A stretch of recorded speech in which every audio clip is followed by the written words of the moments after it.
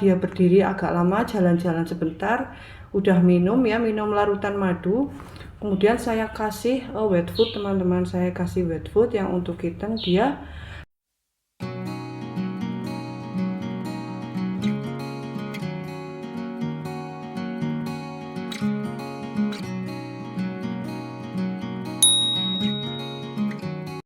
hilang, masih ngantuk. Assalamualaikum warahmatullahi wabarakatuh. Hai teman-teman, apa kabarnya hari ini? Semoga kalian selalu dalam keadaan sehat ya. Dan yang lagi dalam keadaan sakit, semoga Allah segera beri kesembuhan untuk kalian. Amin amin ya rabbal alamin. Untukmu yang selalu berprasangka baik, berkata baik, dan berperilaku baik, tetap semangat dan selalu bahagia. Nah teman-teman, video kali ini seperti janjiku sebelumnya, setelah 4 kucing yang sudah aku perkenalkan, lalu aku akan memperkenalkan kucingku yang terakhir ini ya teman-teman. Ini adalah anggota baru di keluarga kami ya teman-teman. Ini adalah kucing yang terakhir kami adopsi teman-teman. Ini kucing yang berasal dari Tegal teman-teman. Tegal itu adalah tempat atau kota yang terakhir sebelum kami tinggal di Pekalongan ini ya teman-teman. Nah, yang 4 kucing yang sebelumnya itu kucing asli Cilacap. Kami bawa dari Cilacap ketika kami pindah ke Tegal. Lalu di Tegal kami menemukan ini teman-teman, si Cilang. Sekarang ini umurnya udah 2 tahun kayaknya ya, hampir 2 tahun mungkin ya teman-teman. Jadi ceritanya si Cilang ini, Cilang sini Lang. Cilang, sebentar ya teman-teman. Ini anaknya lagi nggak mau di syuting. Cilang sini dulu nak. Sini. Nah, si Cilang itu kami temukan di pasar teman-teman. Jadi ceritanya saat itu kami berdua, saya dan suami itu lagi beli pakan untuk burung. Suami saya ya teman-teman. Suami saya kan pelihara burung ya. Nah waktu itu sore hari, kalau nggak salah ya, sore hari kami itu beli pakan burung. Nah dia itu tergeletak di parkiran di depan kios burung itu teman-teman.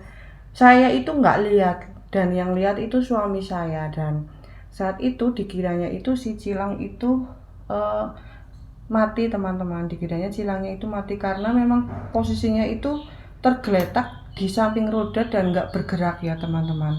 Kemudian setelah itu saya deketi, saya angkat, dan ternyata masih hidup teman-teman, tapi lemas banget. Saya pikir lagi sakaratul maut ya teman-teman.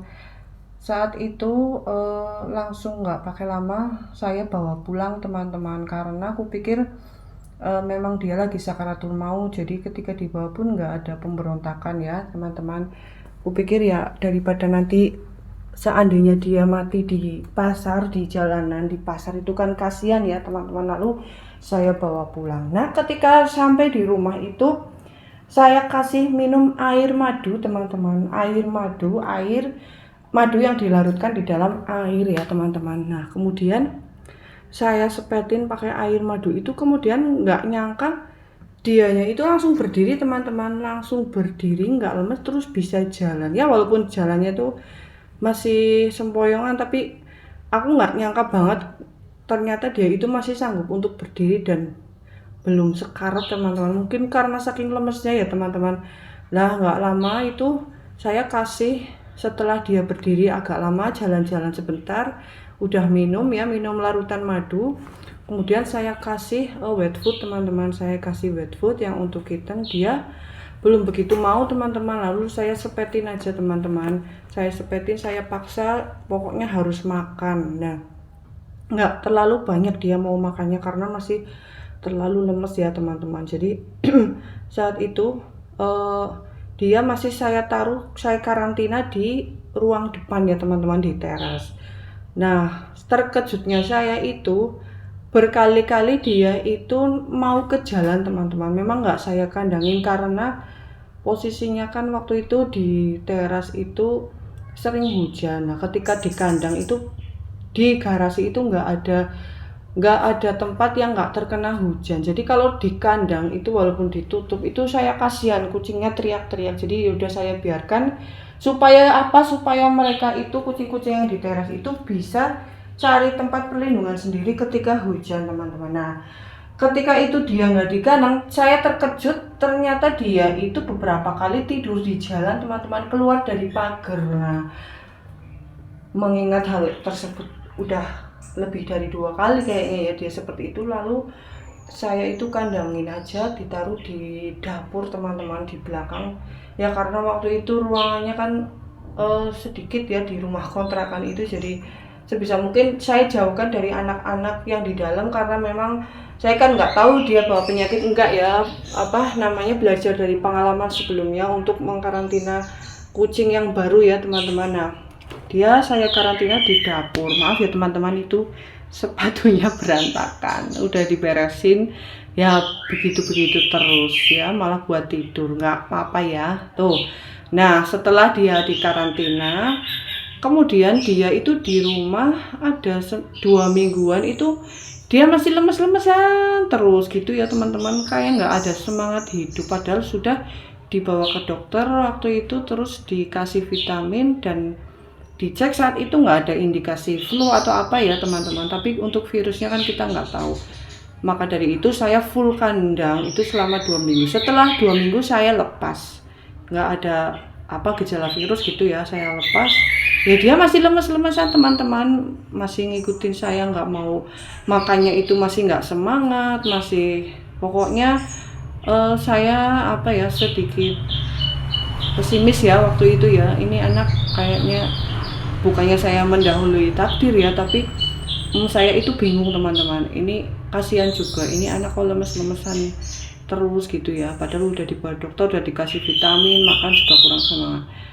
Tapi nggak tahu gimana awalnya setelah memasuki hampir 1 bulan dia itu sehat dengan sendirinya, teman-teman. Tapi saya tuh nggak lepas dari saya ngasih dia vitamin, terus air madu begitu ya, teman-teman, imbus gitu ya, terus disepet makanan basah. Nah, setelah itu, setelah hampir sebulan dia itu udah badannya terlihat sehat gitu, membaik. Wah, dia ternyata makannya nggak ini, teman-teman, habis-habisan banget pokoknya. Ternyata dia itu makannya banyak banget ya. Setelah sehat kan saya kasih obat cacing ya. Setelah dia makannya nafsu makannya itu baik, terus porsi makannya baik, pokoknya udah terlihat sehat gitu ya, saya baru kasih obat cacing. Dikasih obat cacing pun alhamdulillah nggak keluar cacing, teman-teman, baik-baik saja, padahal diulang juga, diulang sampai 3 kali, teman-teman.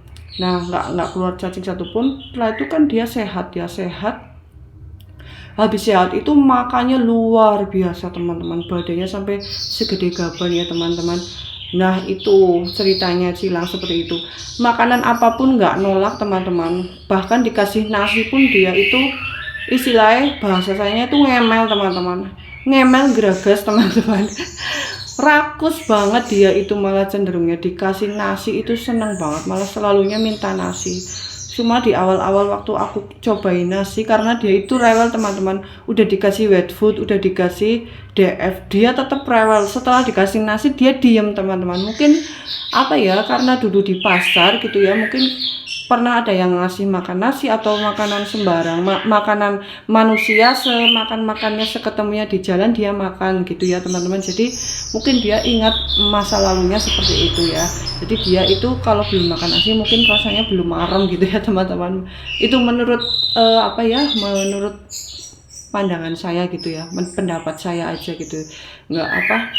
Untuk kebenarannya saya juga kurang tahu, karena saya juga jarang sih ngasih makan nasi gitu ya. Jadi saat dia rewel itu saya terpaksa kasih nasi pakai ikan pindang gitu ya. Waduh, ternyata Masya Allah, 1 piring penuh itu dia habis, teman-teman. Nah, awal-awal dia itu dikasih nasi itu memang mencret, teman-teman, mencret. Jadi saya nggak sering-sering, jadi kira-kira ya mungkin seminggu sekali lah saya kasih, ketika dia rewel banget baru saya kasih. Nah, untuk sekarang ini dia makan nasi nggak masalah, teman-teman, tetap nggak mencret lagi, pupnya bagus, teksturnya gitu ya, nggak mencret, tapi baunya minta ampun, teman-teman. Jadi saya nggak kuat kalau makan nasi itu, memang baunya aduhai banget ya, teman-teman. Jadi memang nggak saya biasakan. Repot juga kalau makan nasi terus, nanti malah apa ya, kalau ketika saya nitip ke orang malah susah ya kalau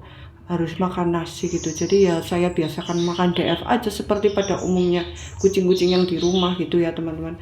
Dan untuk wet foodnya itu memang di saya itu 2 hari sekali ya teman-teman, seminggu 2 kali lah saya jadwalkan makan wet food itu untuk anak-anak di rumah. Untuk mereknya itu ya bebas, kalau lagi kepingin ngasih yang merek Life Cat seadanya aja pokoknya. Kadang-kadang malah seminggu sekali itu, pokoknya nggak setiap hari makan wet food. Nanti ya kalau terlalu banyak makan wet food juga kan menurut dokter nggak bagus ya di giginya, itu malah nanti cepat tumbuh karang ya, nanti malah giginya sakit ataupun radang ataupun apa ya teman-teman, pokoknya nanti sering apa ya, lebih cepat terkena karang gigi gitu ya. Nah itu teman-teman, jadi saya memang nggak membiasakan terlalu sering makan wet food, kecuali memang dalam keadaan tertentu, misal lagi revel banget atau habis ditinggal gitu ya, saya kasih gitu ya. Ya tetap saya kasih walaupun seminggu sekali, biar ada variasi, nggak bosan gitu ya. Terus juga asupan airnya juga jadi banyak. Sebenarnya asupan air sih nggak ini ya, nggak begitu ngaruh kalau di wet food ya, karena anak-anak saya di rumah alhamdulillah minumnya itu rajin sih, banyak gitu ya, termasuk banyak minum. Jadi ya alhamdulillah untuk kalau tiap hari makan DF pun insya Allah nggak apa-apa. Dan selain itu untuk perawatan juga saya dianjurkan dokter setiap seminggu sekali dikasih makan yang urinary, walaupun nggak ada gangguan ya, tapi tetap untuk perawatan dikasih ya. Jadi 1 minggu sekali, terutama untuk yang jantan itu, si kitten yang jantan kan cuma kitten ya, jadi saya kasih walaupun sudah steril nggak apa-apa, tetap untuk perawatan aja ya teman-teman. Nah seperti itu. Nah si Cilang itu kayaknya bobotnya itu sekarang itu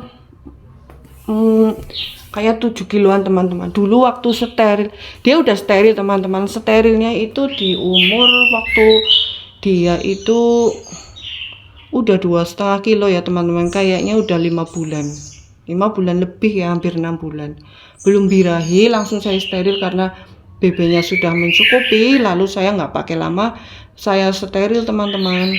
Nah setelah disteril dia itu mengembang badannya, bener-bener jumbo. Saya kasih nama Buri-Buri Zaemon ya, karena dia badannya gede banget, terus makannya itu nggak takaran. Pokoknya kalau belum muntah dia itu masih makan teman-teman.